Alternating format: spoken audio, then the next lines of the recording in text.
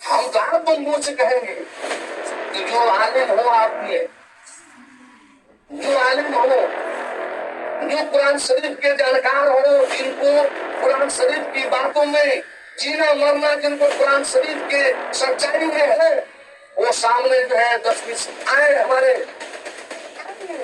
और 3 दिन दर्शन के लिए देंगे रूह अल्लाह ताला के लिए। और दर्शन के बाद कुरान शरीफ से सारी तकरीर करेंगे। अच्छा कुछ हम इसके कुरान शरीफ पे प्रैक्टिकल कराएंगे और उस दक्ष में से ये कह दे कि गलत है तो हम बहुत सजा भुगतने को आपके लिए तैयार हो जाएगा। 8 तारीख की क्या हम कर देंगे? 8 तारीख को जो जिज्ञासु श्रद्धालु और भगवत समर्पित स्वागत होंगे, उनको जो कुछ भी घोषणा करा रहे हैं, पंपलेट, पर्चा, पोस्टर और मंच से सब पूरा करा कर जाएंगे। हम तो जो पूछ रहे हैं परमेश्वर का दर्शन करा कर जाएंगे। हम पूछ रहे हैं कि आप उस दिन क्या करेंगे? हम उस दिन ईश्वर परमेश्वर का दर्शन कराएंगे, मुक्ति अमरता का बोध कराएंगे।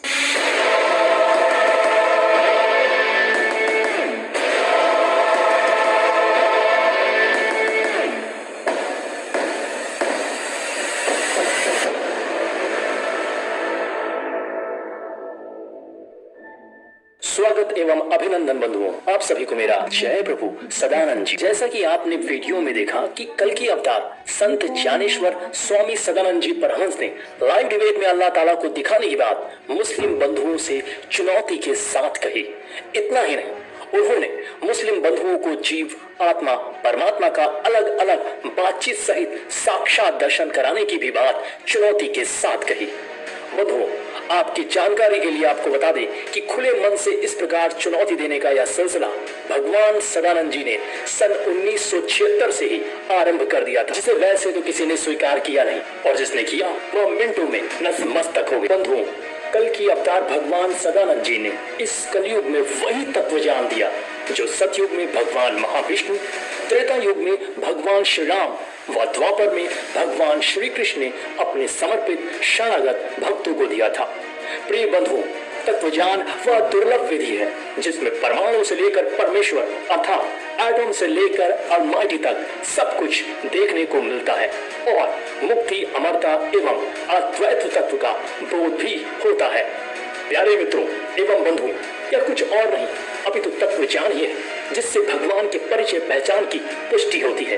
अन्यथा तंत्र, मंत्र व हरतंगेश चमत्कार एवं कारनामे तो लंकेश्वर और मेघनाथ जैसे भी बहुत कर लेते थे। प्यारे मित्रों, यह कुछ और नहीं बल्कि तत्व ज्ञान ही है जिसमें हम खुदा, गॉड, भगवान को बातचीत सहित देख जान सकते हैं। फिलहाल इस संदर्भ में और विस्तार से जानकारी आपको हमारी अगली वीडियो में दी जाएगी। तब तक के लिए हमें दीजिए। सदानंद जी परमहंस की सत्संग कार्यक्रम में जो सबसे अधिक लाभ देने वाला सेगमेंट है वो है शंका समाधान। आज के वीडियो में जिज्ञासु ने प्रश्न तो बहुत कुंठित होकर पूछा था, लेकिन उनका पूछा हुआ वह प्रश्न हम भगवान के प्रेमी बंधुओं के लिए वरदान साबित हुआ।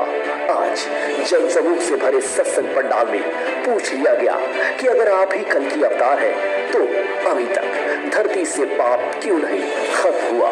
आइए सुनते हैं उन महानुभावों का प्रश्न, तदुपरांत कल की भगवान का दिया हुआ यह अलौकिक उत्तर। ऐसा है प्रभु की त्रेता और द्वापर में जब रामकृष्ण आए थे तो उन लोगों का लक्ष्य था असुरों का संहार करना, जिसमें रावण तमाम ऐसे थे योद्धा हुए और बचपन से संहार करते हुए चले आए 12, 14 या 16 वर्ष की अवस्था आई। और प्रभु आपको तो सुना जाता है कि 64 कला से आप संपूर्ण अवतार हैं, फिर भी आप किनको लक्ष्य बनाए हैं?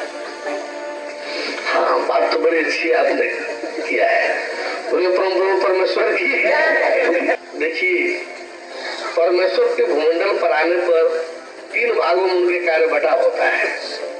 परित्राय साधुना, बिना साय दुष्कृता और धर्म संस्थापनार्थाय संभवामि जुए। जब भी पूरा अवतार भूमंडल पर आएगा तो तीनों कार्य उसके साथ जुड़े होते हैं। उसके साथ जुड़े होंगे। सज्जनों की रक्षा, दुर्जनों का नाश और धर्म की स्थापना। लौकिक व्यवस्था दो तरह की है, राजतंत्र और लोकतंत्र। राजतंत्र जब विकृत हो जाता है, बदनाम हो जाता है, विखंडित हो जाता है, तो लोकतंत्र कायम होता है। और लोकतंत्र जब भ्रष्टता का शिकार हो जाता है, विकृति का शिकार हो जाता है, और यह जब विखंडित होता है तो राजतंत्र हो जाता है। राजतंत्र जो है प्राय अधिक समय तक टिकाऊ होता है, रहता है। लोकतंत्र अधिक समय तक टिकाऊ नहीं रहता है। लोकतंत्र अधिक समय तक टिकता नहीं है। लोकतंत्र माने भ्रष्ट तंत्र। बोले परम प्रभु परमेश्वर की। अब रही बात आपके इस कथन की कि आप इन तीनों में से क्या कर रहे हैं, कैसे कर रहे हैं। तो जब राजतंत्र था, राम जी के समय में राजतंत्र था, कृष्ण जी के समय में राजतंत्र था। राजतंत्र का नियम होता है कि राजा को मारकर जो ही गद्दी पर बैठ गया तो सेना और खजाना दोनों उसका हो जाता था। जो ही राजा को मार करके गद्दी पर बैठ जाएगा तो गद्दी पर बैठते ही सेना और खजाना उसका हो जाएगा, जो ही उस गद्दी पर बैठेगा। अब ये जितने कारिंदा अंतरी मंत्री संतरी है उसके अधीन रहेंगे। लोकतंत्र ऐसा नहीं है कि किसी प्रधानमंत्री, किसी राष्ट्रपति को मार करके आप चाहे कि मुख्यमंत्री बन जाए, डीएम बन जाए, सीएम बन जाए, पीएम बन जाए, ऐसा करना आप संभव नहीं है। इतना ही नहीं, यदि कोई बड़ा देश चाहे कि किसी छोटे देश के राजा को मार करके हम उसको अपने में विलय कर ले, आज वो अभी संभव नहीं है, क्योंकि सारे विश्व संस्था है, विश्व संस्था इंटरफेयर कर देगी। जैसे इराक जो है सद्दाम हुसैन जो है कुवैत को अपने में मर्ज करना चाहे और नहीं होने दिया गया। अभी अभी जो है अब्दुल गयूम की कौन रहे, इन पर जो आक्रमण किया था, आकर के कुछ अपराधी इनको कर लिए, उस पर कब्जा कर लिए, तो भारत जो है यहाँ से जहाज गई, आज सीधे को गिरफ्तार करा करके मारो करके उनका शासन छीन करके उनको दे आई। तो इस तरह से जो है यह भी ऐसा नहीं है कि कोई किसी को मार करके कोई किसी गद्दी को हड़प लेगा, ऐसा कुछ नहीं है। किसी भी देश में एक भूटान जैसा छोटा देश है, भारत चाहे कि उनके राजा को मार करके हम उसको ले ले तो नहीं हो पाएगा। यूएनओ जो है, जो संयुक्त राष्ट्र संघ है, विश्व संस्था जो है, वो इसमें इंटरफेयर कर देगी और अंत में भारत से मजबूर करेगी। हाँ, वो अपने आप मिल जाए, बात अलग है, लेकिन जबरदस्ती मिलाया जाएगा तो फिर वो उसमें इंटरफेयर करेगी। तो उसी तरह से जो है राजतंत्र था राम जी की, कृष्ण जी के समय में। दुष्ट राजा है, मरवा दिया और सज्जन को बैठा दिया। दुष्ट राजा को मरवा दिया, सज्जन को बैठा दिया और बैठा करके अपना जो धर्म नीति था लागू करा दिया। सज्जन की रक्षा होने लगी, धर्म स्थापना होने लगा। इसके लिए न किसी सत्संग की जरूरत थी, न किसी बहुत बड़े सभा की जरूरत थी, न किसी उपदेश की जरूरत थी। राजा धर्मात्मा राजा बैठा दिया गया, अपने अनुकूल राजा बैठा दिया गया और जो धर्म की नीति लागू करा दिया गया वो नीति लागू हो गई। सज्जनों की रक्षा हो गया, धर्म की स्थापना होने लगा। आज लोकतंत्र है, राजा कुर्सी वाला नहीं है, राजा ही जनमानस है जिसके लिए सब काम करना है, जिसकी रक्षा व्यवस्था के लिए दुर्जनों को नष्ट करना है, जिसकी रक्षा व्यवस्था के लिए धर्म का स्थापन करना है।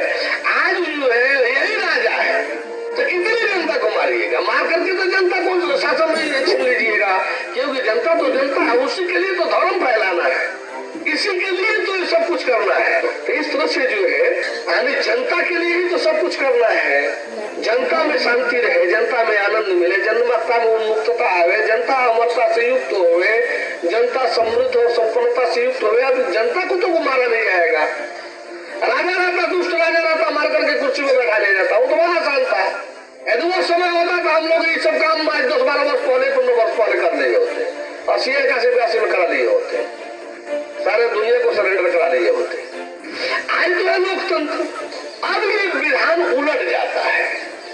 राजतंत्र में दुर्जन का नाश कीजिए, सज्जन का संरक्षण मिल जाएगा, धर्म स्थापना हो जाएगा।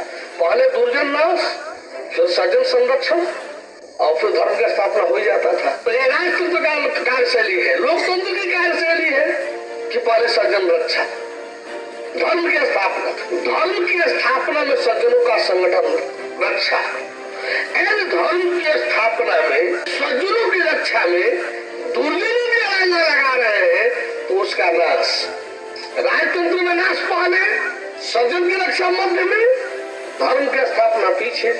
आज लोकतंत्र में धर्म स्थापन पहले, सज्जन सुरक्षा मध्य में, बीच में दूसरे नंबर पर और दुर्जन का नाश तीसरे नंबर पर चालू है। बोले परम प्रभु परमेश्वर की। कहाँ चालू है? तमाम राज्य पड़े हुए। अब सवाल उठता है कि सब चीज एक बार दिखाई दे देता सबको। राम और कृष्ण की पूरी जिंदगी देख रहे हैं, पूरी जिंदगी की फाइल उठाए हैं। यहाँ तो आप 2-4 दिन देखने भी नहीं गए, 2-4 दिन 7 भी 10 दिन नहीं घूमे, का जाने देखेंगे।